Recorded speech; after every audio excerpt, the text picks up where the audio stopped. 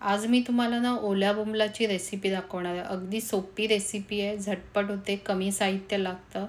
तर नमस्कार मैत्रिणींनो, गीतास किचनमध्ये तुमचे खूप खूप स्वागत. आज आपण बघूया ओल्या बोंबलाचं झणझणीत असं कालवण. या कालवणामध्ये मी कुठेही आपलं ओलं खोबरं असतं त्याचा वापर केलेला नाही आणि तरीही रेसिपी एक नंबर होते. तुम्ही नक्की करून बघा.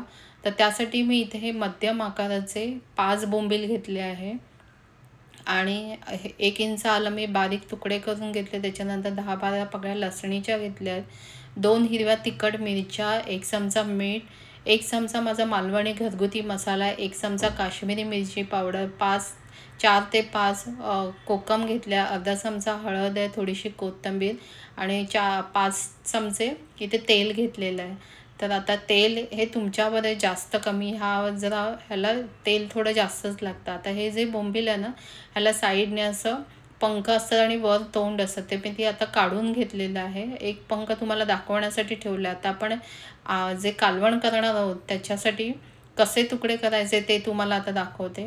हे तुकडे थोडेसे मोठेच ठेवायचे, कारण बोंबील हे अगदी नाजूक असतात. अगदी काही मिनटातच ते शिजून जातात आणि तुम्ही अगदी बारीक केलं तर ते विरघळून जातील. तर अशा प्रकारे आता सगळे बोंबील मी कापून घेते.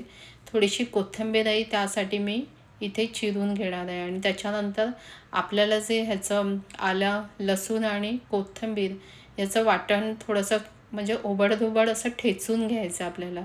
तर इथे आता मी थोडीशी याच्यामध्ये कोथिंबीरही घालणार आहे आणि आपल्याला मी हे ठेचून घेणार आहे. अशा प्रकारे ना तुम्ही ही रेसिपी करून बघा. अगदी झटपट होते, जास्त साहित्य नाही आणि तुम्ही इथे जेवायला बसला असाल ताट घेऊन आणि बोंबलाचं कालवण करायला घेतलं तर पटकन होते रेसिपी.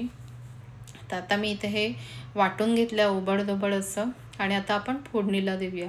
तर फोडणीला देताना इथे मी हे जे तेल आहे ते जवळजवळ मी 4 ते 5 चमचे घेतलं आहे, पण त्याच्यापेक्षा थोडंसं अगदी तुम्हाला तरीदार हवं असेल तर तुम्ही जास्त तेल वापरू शकता.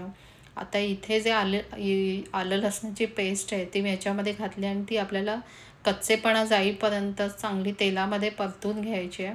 आणि आपण हे जेवढे पण मसाले घेतले ना ते तेलामध्येच परतणार आहोत, त्याच्यासाठी थोडंसं तेल जास्त घ्यायचं. तर आता इथे मी जो माझा घरगुती मालवणी मसाला घेतला आहे तो इथे घालते आहे. याची जी लिंक आहे ती मी खाली डिस्क्रिप्शनमध्ये देते आहे.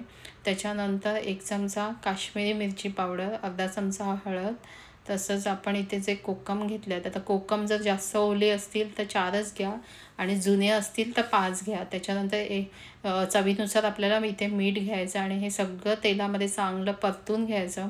आणि परतल्यानंतर ह्याच्यामध्ये मी ग्रेव्हीसाठी म्हणजे पातळ जेवढं आपल्याला हे जे कालवण आहे ते घट्ट आणि पातळ त्याप्रमाणे मी आता 1 ग्लास इथे पाणी घातलं आहे आणि पुन्हा पाण्याला चांगली उकळी येऊ द्यायची. उकळी आली की आपल्याला ह्याला घट्टपणा येण्यासाठी ह्याच्यामध्ये मी तांदळाच्या पिठाचा वापर करणार. मालवणीमध्ये त्याला अळ्यान लावणे असं म्हणतात. तर इथे आता मी थोडंसं 1 चमचा तांदळाचं पीठ घेतलं आहे आणि त्याच्यानंतर थोडंसं पाणी घालून आपल्याला चांगलं मिक्स करून घ्यायचं. आणि हे जे तांदूळ आपण मिक्स केलेलं पाणी आहे ते आपण थोडं थोडं करून त्या पाण्याला उकळी आली की त्याच्यात घालायचं आहे आणि लगेच आपल्याला ढवळून घ्यायचं. तर आता इथे बघा चांगलं त्या मसाले जे घातले होते त्याला चांगली उकळी आली आहे आणि तेल पण वर आलेलं दिसतं. तर ह्याच्यामध्ये आता मी हे जे अळ्यान म्हणजे तांदळाचं जे अळ्यान बघतो ते घालून घेतलं आणि त्याला चांगले आता ढवळून घ्यायचं लगेचच, नाही तर ते घट्ट होतं. तर मी आता ते मिक्स करून पुन्हा एकदा त्याला उकळी आणून घेते आणि आता ह्याच वेळी आपल्याला त्याच्यामध्ये केवढं तुम्हाला पातळ किंवा घट्ट हवं ते बघायचं आणि त्याच्यानंतर पाणी घालायचं आणि त्याच्यानंतर बोंबील नंतर मात्र आपल्याला ते बोंबील हलवायचे नाही आहेत, नाहीतर काय होईल तुमचे बोंबील नाजूक असल्याने मोडले जातील.